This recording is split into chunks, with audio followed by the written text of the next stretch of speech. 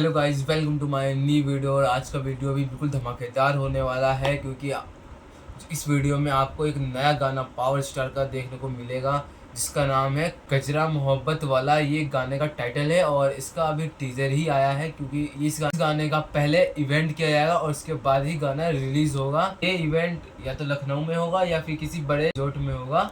कजरा मोहब्बत वाला ये जो टाइटल है गाना है, ये आप काफ़ी पुराना गाना है हिंदी में, जो 1900 दशक का जब ब्लैक एंड व्हाइट वीडियो हुआ करती थी तब का गाना है ये। और कजरा मोहब्बत वाला पवन सिंह इस गाने को रिमिक्स लेके आ रहे हैं वापस से नए अंदाज में। और जो इसका बीट है, जो साउंड है, काफ़ी ज़बरदस्त है और काफ़ी मस्त है।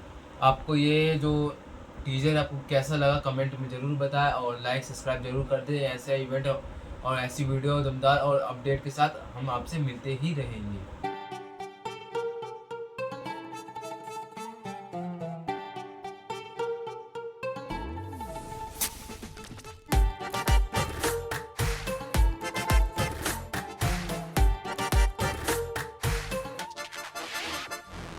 Ya tú te no.